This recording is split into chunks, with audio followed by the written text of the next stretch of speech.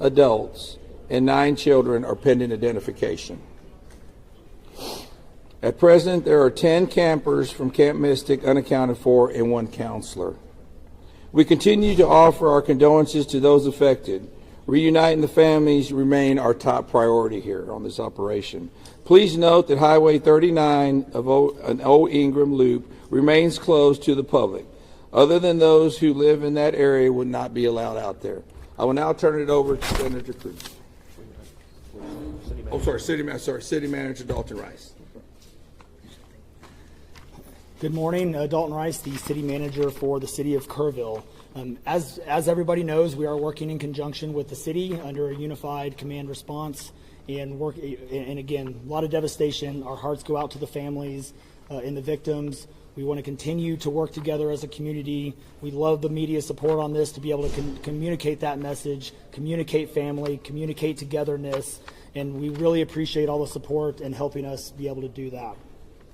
Search and rescue, as the sheriff said, search and rescue operations will continue today from Hunt in North Kerr County all the way to Canyon Lake in Comal County. Now, we're only focused on the Kerr County side, but we wanted to talk about that because for a linear from Hunt all the way to Comal County in a straight line distance is over 100 kilometers.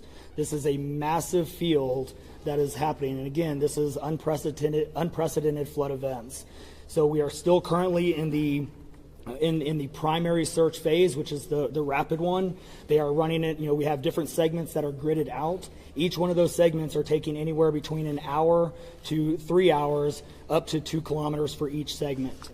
So what that means is they're running into a lot of technical challenges with terrain, with water, even potentially, with weather, in the rising fields. We've talked about this before. Volunteers stay out of the way because if we start getting weather reports and all the other complications that are out there, we then have to pull off of those search and rescue missions to be able to communicate to those volunteers to get off, to make sure that they don't become victims themselves.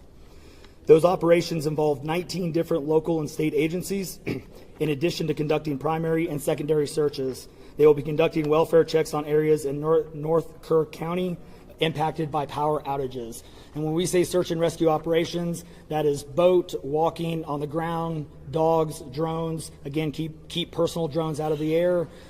Helicopters. We do have other assets that are continuing the search as well.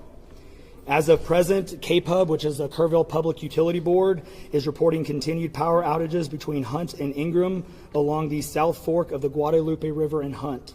In the South Fork area, there are approximately 40 down power lines and significant infrastructure damage. KPUB has brought in additional utility personnel to help with restoration, but it's not possible at this time when the power is going to be restored. There are some substations along with those power lines that we are still trying to get access to just from debris buildup or them being completely wiped out. So we do not have an estimated time on when those are going to be fixed. We continue to have substantial number of requests for volunteers, as I said before, and donation opportunities. We are asking those who want to volunteer to contact the Salvation Army in Kerrville by phone at 830-465-4797 or in person at 855 Hayes Street in Kerrville. Monetary donations can be made on the Community Foundation of the Texas Hill Country's website at www.communityfoundation.net. They have a Kerr County Relief Fund set up on that site. And I will now turn it over to the Mayor, Joe Herring. Thank you for being here. I need to tell my community and those families who are waiting, this will be a rough week. Primary search continues, and we remain hopeful every foot, every mile, every bend of the river. Our work continues. You need to know that we have been blessed with help from the community, from the state, and the nation. We have trained experts who are helping in this effort. If you want to volunteer, it is important that you contact Kerrville Salvation Army and register. Dalton gave that number, but I'm going to give it again. 830-465-4797. We need focused and coordinated volunteers, not random people just showing up and doing what they do. We need to work together. As Dalton said, donations have been flowing in from around the world to the Community Foundation. Again, that website is communityfoundation.net. Please follow the City of Kerrville's Facebook page for updates. They're accurate. We take a lot of time to make sure we send out information that will be helpful, not only to residents, but to those who are visiting. I've said this 100 times, and I will say it again. We need your prayers. We need your prayers. Thank you. And now, Senator Ted Cruz.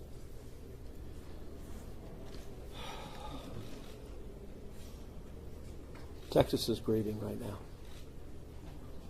The pain, the shock of what has transpired these last few days has broken the heart of our state. As of yesterday, the confirmed death toll was 82, and those numbers are continuing to go up. The children, the little girls who were lost at Camp Mystic, that's every parent's nightmare. Every mom and dad. Last week, we were picking up our daughter from camp here in Hunt. Our girls have gone to camp here for a decade. The Hill Country is an incredible part of Texas, part of the country. The natural beauty here is incredible. The camps that have raised generations of little girls and little boys and instilled character and love and faith are extraordinary institutions. And I'll tell you, the pain in our state, and it's every part of the state. You've got Texans from all over the state who were here celebrating the 4th of July. A week ago, this was a time of great celebration. You're dropping your little girl off at camp, your little boy off at camp. You're celebrating Independence Day. You know that your child is going to be swimming and canoes and horseback riding and doing archery and making lifetime friends. And then suddenly it turns to tragedy. For the last several days, I've spoken to multiple parents, scared out of their mind. Do you know anything? Where is my daughter? There's still 10 girls and 1 counselor from Camp Mystic that are unaccounted for. And the pain and agony of not knowing your child's whereabouts, it's the worst thing imaginable. But I want to say, in the face of all of this, it is simultaneously inspiring. Every time there's a tragedy, every time there's a natural disaster in Texas, Texans come together. Texas is a big state. We've got 31 million people, and we have hurricanes, we have tornadoes, we have wildfires. Tragedies hit this state, natural disasters hit this state, and without fail, 100 out of 100 times when that happens, we see Texans coming together, helping each other, engaging in acts of heroism. There have been over 850 high water rescues since this flooding began. 850. You look at extraordinary stories of Eagle Scouts pulling campers out of harm's way. I was just hearing a story of one counselor whose head was right at the water holding up 2 mattresses with campers on those mattresses. That kind of courage, that kind of selflessness. And then there are the first responders. The local first responders, I want to thank every one of the first responders at the local level, at the city level, at the county level, at the state level, at the federal level. In the first few hours of this flood, I was on the phone with Governor Abbott, was on the phone with Lieutenant Governor Dan Patrick, was on the phone with Nim Kidd, the head of the Texas Department of Emergency Management, and then I called President Trump. I called President Trump. He was having dinner at the time. It was still early in what was transpiring. And I wanted him to know, I said, Mr. President, everything we're hearing right now, this appears to be bad, really bad. there may be a very significant loss of life unfolding right now in Texas. And I will tell you, the president said, Ted, anything Texas needs, the answer is yes. Whatever assets you need, whatever resources you need, yes, let us know, and we will provide everything. Within hours, we had helicopters, over a dozen helicopters in the air. National Guard, DPS, game wardens, Coast Guard, doing search and rescue, reaching down. We've all seen the videos of little girls being pulled up, hoisted out of harm's way. Incredible courage and heroism. Search and rescue is the first stage, but the process of coming together and rebuilding is going to take longer. And I will say to all the grieving families, to all of those who've gotten the worst news imaginable, that your little girl, she's gone. I will say for many of us, those are friends and neighbors who've lost children. Got multiple kids who go to school with my girls.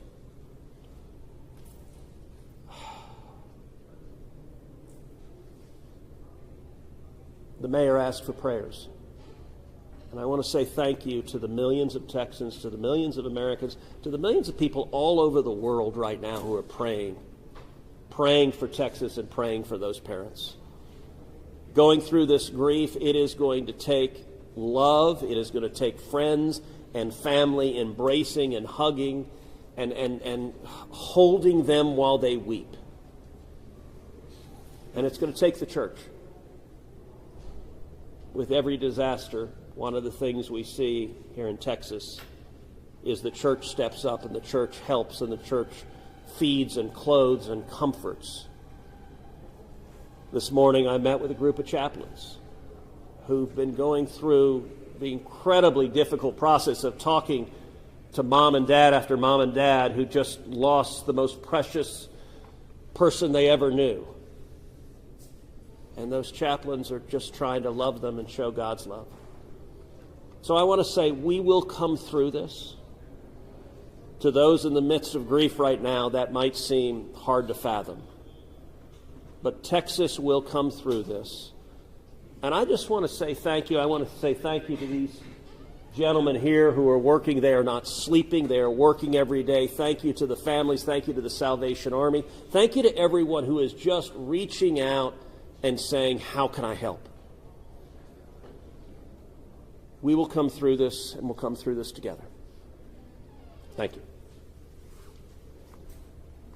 And now we'll take questions. Senator, you talked about how you know kids here and you've taken your own kids to camp. Was it ever communicated to you that there was a need, that it was a priority to have a warning system so people had a chance to escape something like this?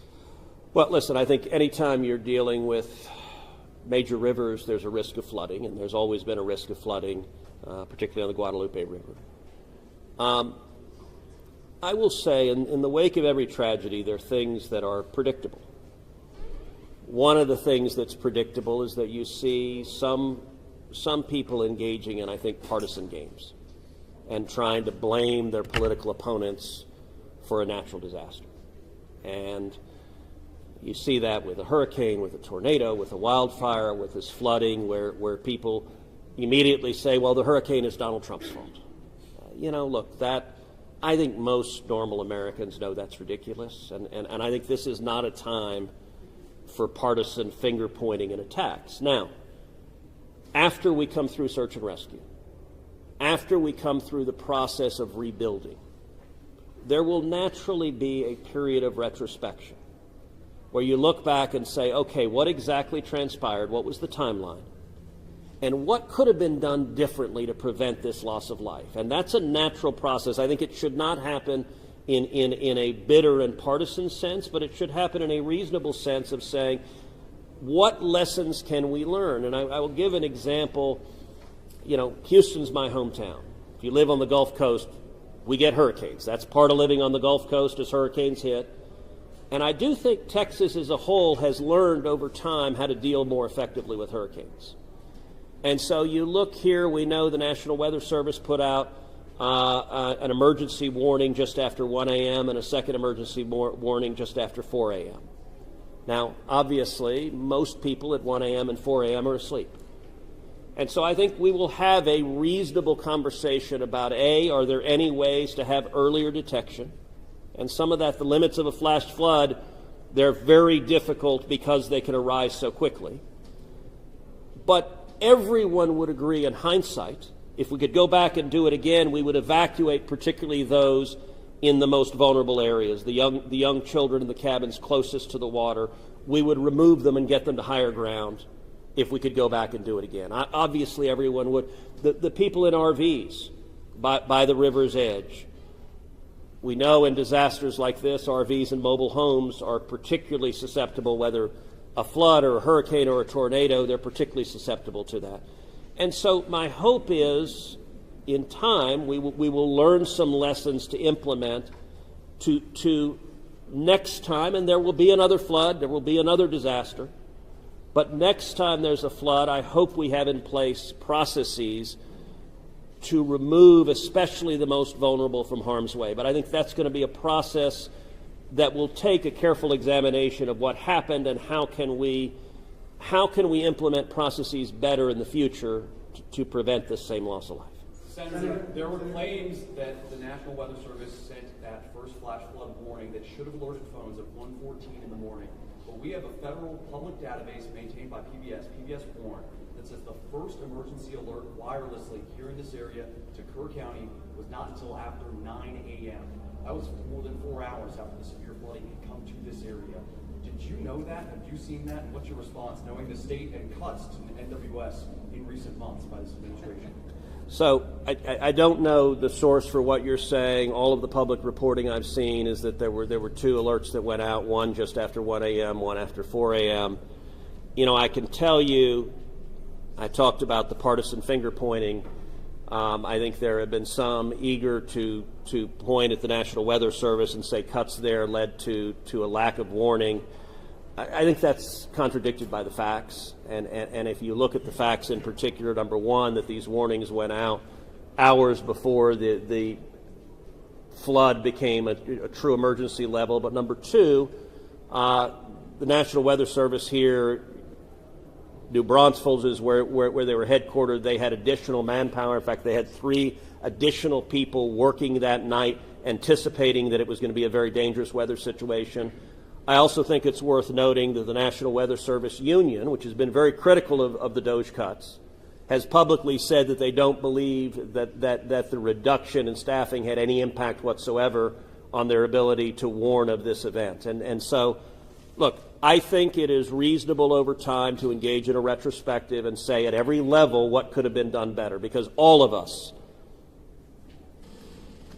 would want to prevent this horrific loss of life. But I think just immediately trying to use it for either side to attack their political opponents, I think that's cynical and not the right approach, particularly at a time when we're dealing with a crisis and we're dealing with grief. But does this make you question whether there should be cuts at the National Weather Service and FEMA? I know you've been supportive of FEMA. Look, I am very supportive of FEMA. I'm very supportive of the National Weather Service. They both perform essential roles, and I think it is critical at every federal agency, particularly when you're dealing with public safety, that we make sure that critical roles are maintained. That's a longer and broader discussion, but as I said, everything from the public evidence indicates that was not a contributing factor to what occurred here. Is it possible to get Dalton in just to talk about that and those the National Weather Service alerts? Because there were escalating forecasts throughout the day from the National Weather Service.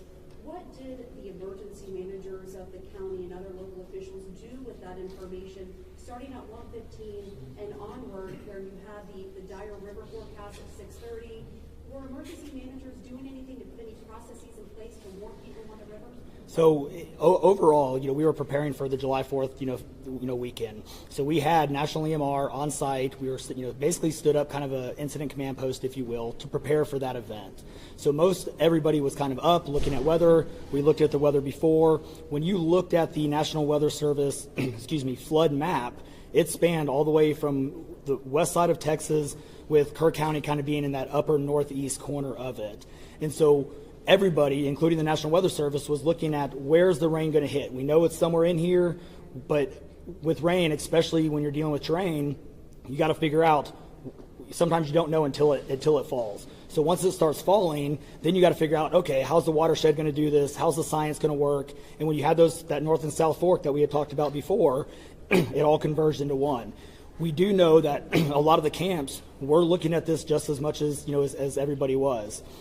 With the rainfall percentages, even the National Weather Service had looked at, and don't quote me on the numbers, but it was anywhere between 1 to 7 inches. We got significantly over that. And again, when it goes into very congregated areas and how that watershed shifts into the rivers, that impacts things.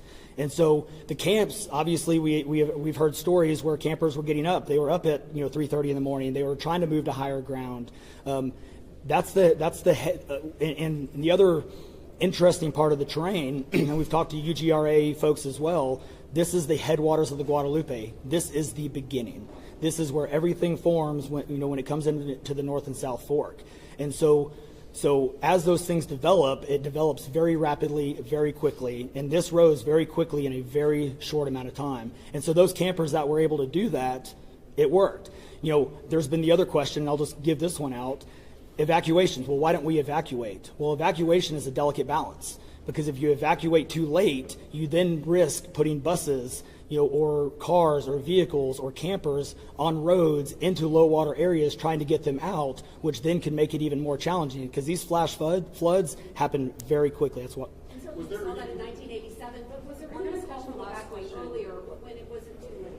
Was there any discussion about that among the officials? So, repeat your question. Was there any discussion to evacuate or activate any emergency plans before it was too late, where it would be very dangerous like that? Well, so again, just like disasters in Texas everywhere, it's very tough to make those calls, because what we also don't want to do is cry wolf. We don't want to make sure that we activate it at the right time. It is very difficult, very challenging, especially with this. We're looking at 100 kilometers, right? That's a big straight line distance. That's not even along the river. These areas take a lot of time to get out to. So even when first responders were on the ground at 3:30 in the morning, and we had reports, we had first responders that were getting swept away, actually responding to the first areas of rainfall. That's how quick it happened. First responders who have experience, who are Swiftwater qualified, were driving as soon as the rain started falling, were driving to these areas, and one of them got swept off the road. Was there any communication between 1 and 4 a.m. from local law enforcement to the camp saying, I know you can't get buses in an hour, but was there anyone telling the camp between 1 and 4 a.m. you need to get the girls to higher ground at the very least, even if they have to walk up there in the rain, as many of them actually ended up doing? Was there any communication from local law enforcement to anyone at that camp between 1 and 4 a.m.? That I don't know off the top of my head. What I do know, though, is there's 55,000 people in Kirk County. Kirk County is a massive, massive area. From here to those camps is 45 minutes on a good day. And so, obviously one of the big challenges that we have, even when you have cell service, a lot of those areas don't even have cell service. Radio communications towers, radio towers within the hill country, it becomes very challenging. So there's a lot of areas, especially when weather comes in, where cellular towers are down or you already have bad service. So there's a lot of factors that play and a lot of variables in there on communication that, again, I think as we work through this process, we know everybody has a lot of questions regarding what are the next steps and what's next. And I think all of these things, these are all great questions. And as we continue search and rescue and as we continue to move to the next step, we definitely want to dive in and look at all of those things, from cell service tower to radio communications, or emergency alerting. Any of those things, I think we all really need to take a look at and review. And we're looking forward to doing that once we can get the search and rescue and stuff complete. In regards to the total number of, before I say anything else, I just want to say thank you to you, all the first responders, everyone involved. We've been praying. Thank you. The community's been praying. The media's been praying. Thank you guys for doing that. I've got two questions. One, for you, try to get an accurate count on number of missing. I know you can't. I know we don't know we don't know what we don't know. Yes. But do we know a rough idea on total estimates that are still missing overall throughout the county? And then one other follow-up. This may be for Senator Cruz. A lot of speculations being made about this being somehow man involved with the weather modification, with some of the rainmaker technology, working with farmland. Do you think any of that, is there going to be any investigations into that, or can you communicate anything on that? Let me answer your first question. I'm definitely turning that second one over to him. So on the first question, with missing persons, so obviously we have the knowns, the Camp Mystic kids, which is the numbers coming down as the sheriff has stated, and then we have the unknowns. Well, we don't know what we don't know. We actually have a 5 hotline line. It fluctuates between 3 and 5, but we're working on it. We get calls 24 hours, 7 days a week. We haven't hit the weeks yet, but we're still taking in calls. We are collecting all that information. So we don't have a solid number that we're willing to talk about right now. We do know that it is a lot, because we also are getting a lot of fake calls. You're looking. This is a worldwide discussion, and we're dealing with scammers. Victims' families are being reached out to, saying that they have their kids, pay me money. It's heartbreaking. It's absolutely heartbreaking. We're dealing with with mental health issues where people are calling saying they have visions. All of these things we're dealing with on a day-to-day basis, and we're having to vet this information, and it becomes very taxing on our people. Again, this is an extremely heartbreaking. This is, if not the worst, one of the worst disasters in this region in a very, very long time, even beyond 1987. And but we're Your best guess, we give it like dozens or hundreds, or just to give people an idea. a lot. So, Yeah. let me.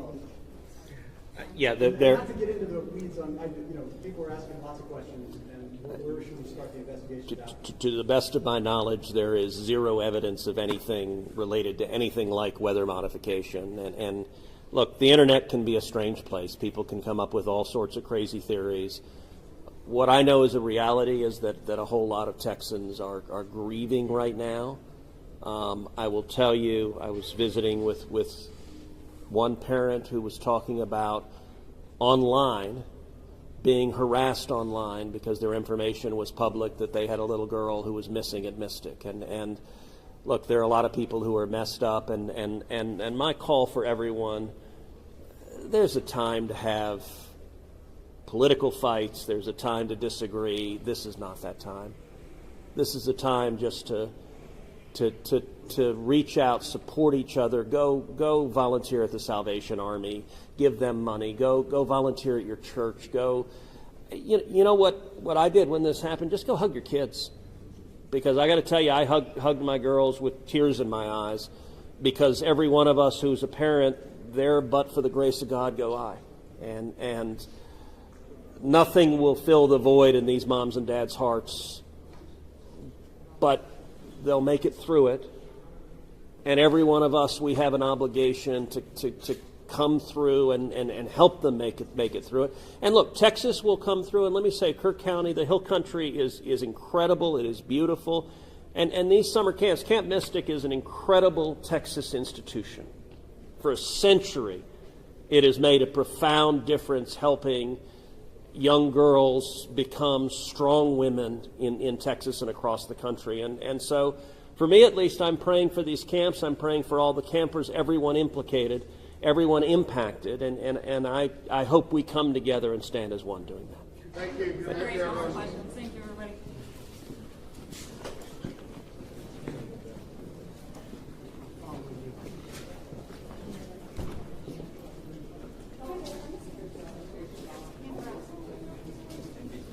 Well, good morning, folks.